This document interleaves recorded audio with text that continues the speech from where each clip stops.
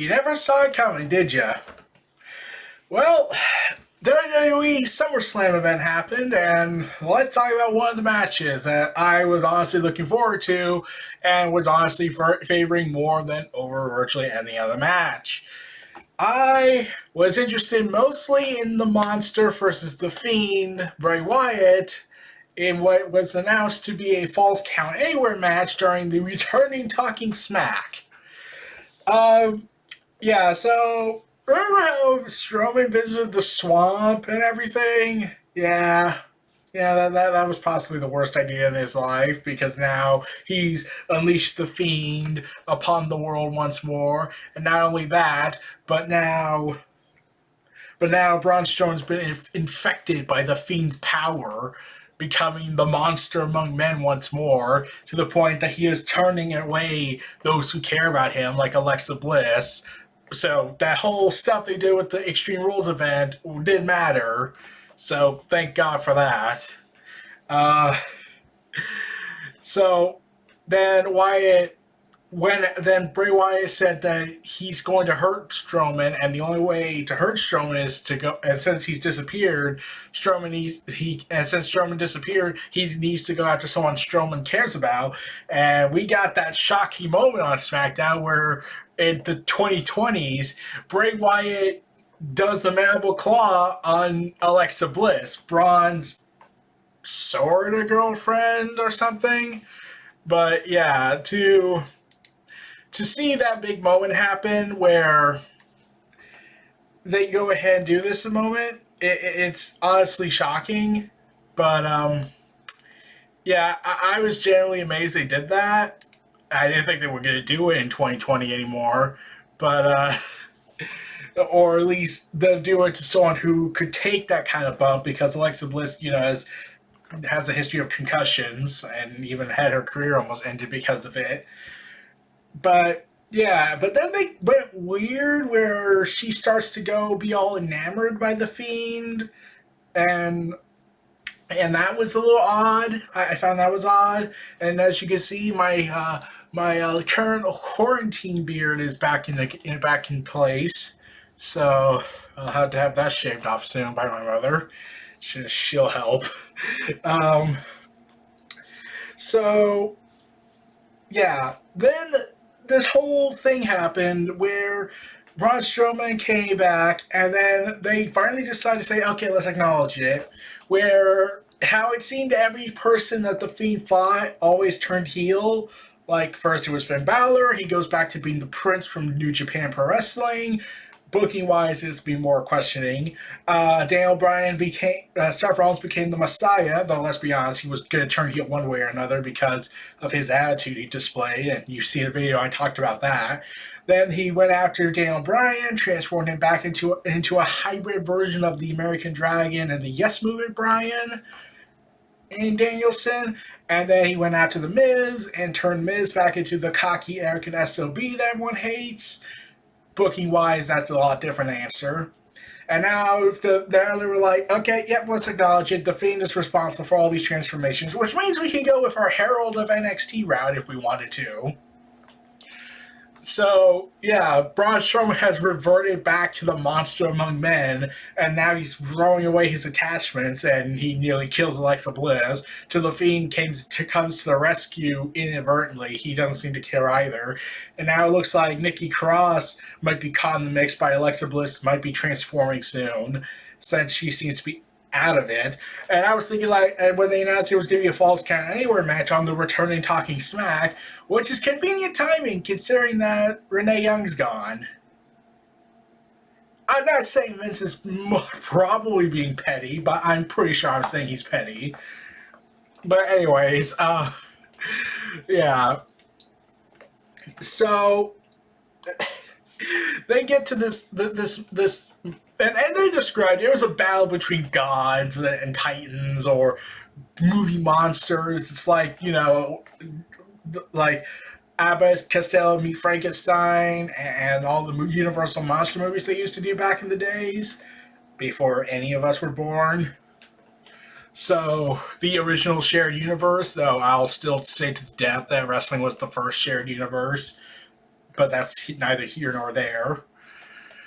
But, yeah, I would say, like, wow, with all this hype and attention they've given to Alexa Bliss in this storyline, like, I get the reason, the narrative continuity, like, Bray Wyatt made Mixed Match Challenge matter more than it ever did when he was on Facebook, which is telling of the power of Bray Wyatt.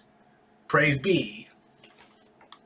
So, we get to this match, and you would think, oh, Alexa Bliss is going to have a huge role in it, I thought for sure she was going to be made special guest referee. She would have to choose which fucked up person she would want to go out with. Thank God they didn't do that route, because that would have been really detrimental to the story that we were getting with these two, because this is honestly one of the third best story out of the Fiend's entire saga. But I still say the worst one was Seth Rollins, if for no other reason than, well, the Hell in a Cell match, which destroyed its reputation forever. But, moving on. So, yeah. Strowman and Bray Wyatt have their Battle of Titans match, and they were tearing the house down. They like, literally. I haven't talked about the Thunderdome yet. I might plan talking about it, but right now I still need to assess everything, give it some more time, see how it develops, and see how I get used to this, because I haven't been watching wrestling for months on end. But, yeah. So, naturally, since you have this match, and they can't do a traditional wrestling style match or have Daniel Bryan come in and save the day, you have to play to their strengths and their more brawling style. So, yeah, they have to go destroying everything and tearing the ring apart, trying to murder and massacre one another. And it was, I loved it. I loved it. Like, it should have been the main event, however. Here's the thing, I was mixed on that, like having it be the match that closed the show. Like, they would have to build a huge surprise to justify it. But at the same time, the WWE title match was pretty good and did not go a way that I had hoped it wouldn't go, because I have various viewpoints on Orton regarding his position of sorts in WWE, how I'm seeing it. But I digress. The Fiend and Braun Strowman were tearing the house down. They were going all out. Like, I would have, like, they could have easily squeezed in a few, like maybe up to 21 minutes.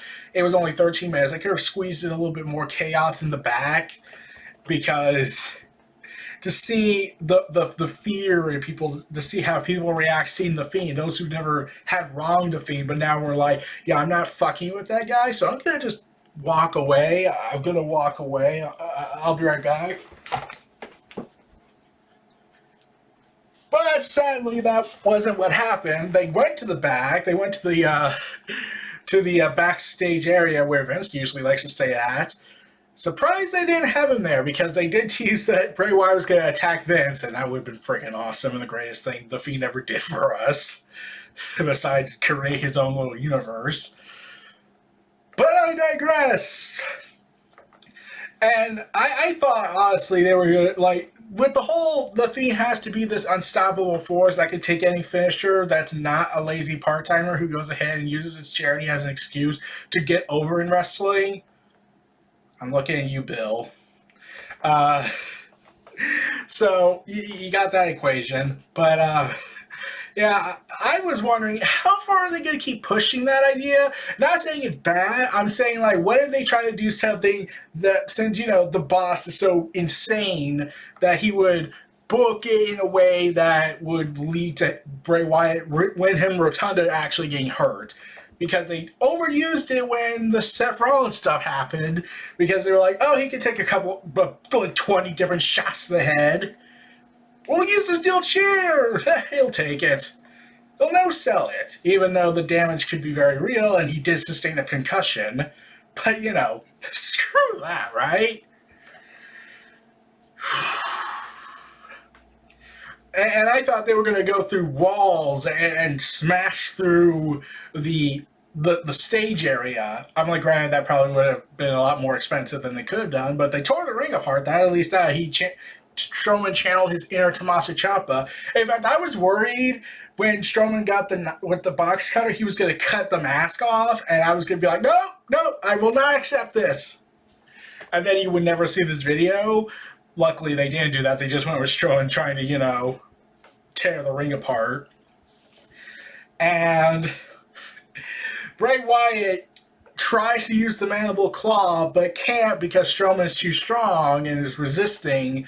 But ultimately, I forgot to mention, Strowman shaved his hair off, so, which I totally get, because I kept wondering to myself, is he trying to go for some Hercules Fabio look with the hairdo? I don't get it. I was royally confused with that hairstyle he was having for a while, because I was thinking to myself, it's not the Monster Among Men hair, it's not any kind of hair I'm recognizing, other than I'm thinking Fabio and Hercules from an old TV show they did once back in the 80s, I think. And that confused me. So yeah, I was at least glad that he shaved his hair to go back to looking more intimidating. Yeah, apparently less hair equals intimidating, even though Bray Wyatt shows he has dreadlocks. And makes them look creepy, but I digress. And instead of beating Strowman with the mandible claw, because people forget, Bray Wyatt went after Strowman before and choked him out with the mandible claw and scared Seth Rollins and made him scream out in his terror like he stubbed his toe.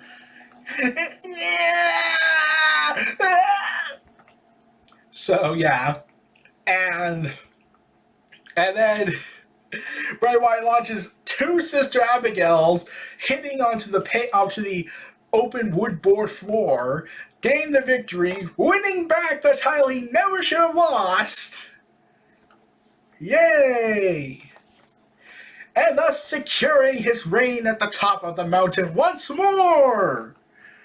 So, all well and ends well. Evil triumphs, SummerSlam's the year of the villain still, and we get to celebrate the return of the Fiend as the Universal Champion, right? Wrong.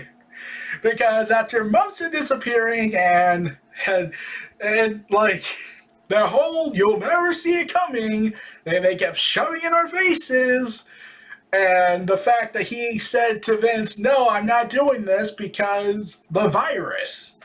Roman Reigns shocked the world, literally, when he speared Bray Wyatt, beat the crap out of him, and then speared the living hell out of Strowman and started smashing him in the back with chairs, leading to everyone wonder. And then all of a sudden you heard these piped-in noises, like they pipe in the crowd, even though they have a crowd, but, I'll talk about that later down the road. People were pointing out, I wasn't 100% sure about this, but people were piping in that they were not cheers like you would expect they do with Roman. They were doing boos, and yeah, Roman was being booed by the WWE Thunderdome, aka the artificial crowd of invisible people, not the actual virtual fans. And now you're left wondering, like, why is Roman acting like a villain? Because he kept screaming at Strowman saying, "I made you a monster" and whatnot, even though that doesn't really make sense. Like, unless he could say, "I made you a star."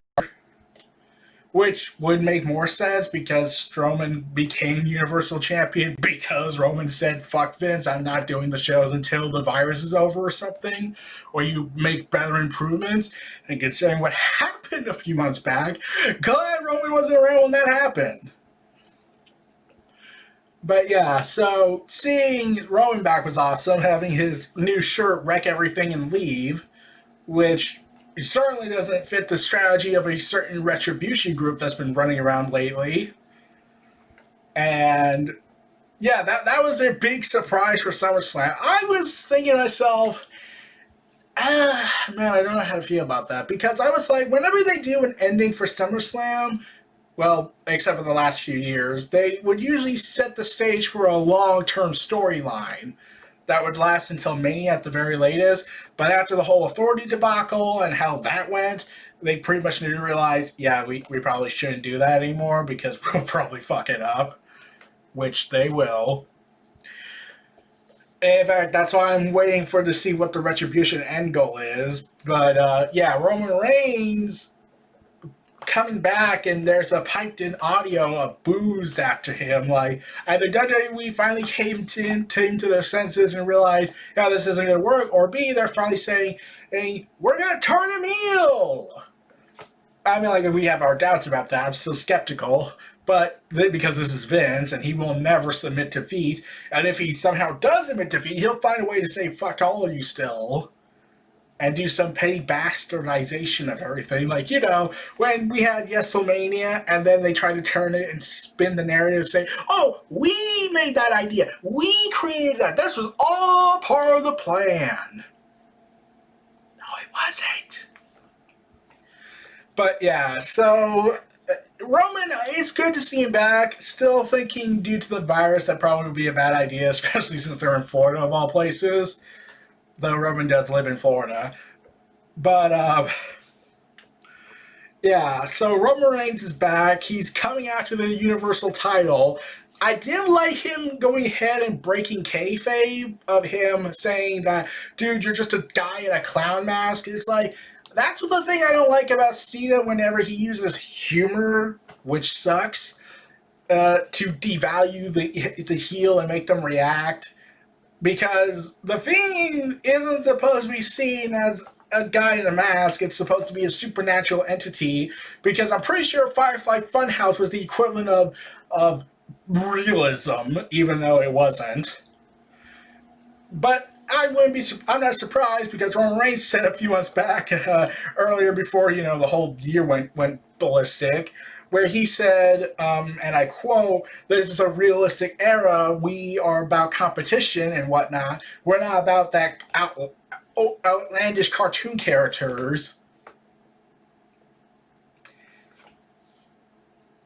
Pocket dimension. The Fiend has pocket dimension powers. Why is everyone denying this? It makes the Goldberg stuff stupider when you realize, wait, the Fiend should have just, like, snapped his fingers and Goldberg would lie dead. Since he had that kind of power, as he's seen in his reality. But I digress. So, yeah, Bray Wyatt is your Universal Champion, but now that Roman's back, you can easily make the argument he's on borrowed time now. And now that Roman's back, and probably no, honestly, at this point, they should give up giving him world title runs, because haven't you noticed every world title run has ended with a horrendous incident that makes it very curseable? Yeah. But I'm just glad the belt's off Strowman now, because I didn't enjoy this run with Strowman as champion, because every time when I saw Strowman with the title, I was like, can we get Bray Wyatt on board? Like, considering the inner politics that went on regarding the belt, that alone already devalued it to, like, garbage levels, and Bray Wyatt was the only thing making it unique. But when you take in the context of Strowman having to rely on Bray Wyatt to be the champion, like, the only thing to me that made the Strowman title run interesting was someone else doing the hard work. Was doing most of the work. He was carrying Strowman with that belt. That's at least my opinion, and it's not like Strowman's ever going to see this video. He blocked me on Twitter because how dare I call him out on the whole BS where he said the independent wrestler should take responsibility because we hate you. I don't know. So yeah, Roman Reigns is back. He's ready to kick ass again. Strowman, it looks like they're building to a triple threat match, especially since Payback's in like 6 days. I don't know why they did that. But we'll see where this goes. We'll see if Roman really is connected to Retribution, and I wouldn't be surprised if they retconned it and saying he's the hacker if they went that route. But let's see if Roman is either the super edgy badass character that fans want him to be, or is he the super edgy badass heel that fans want him to be. Either way, they could win with this if they do it right. So we'll see, everyone. These were my thoughts on The Fiend, Bray Wyatt versus Braun Strowman at SummerSlam 2020. This was Neo Reality Entertainment. If you like, comment, subscribe, and donate. Stay tuned for more. Let me in. Let me in.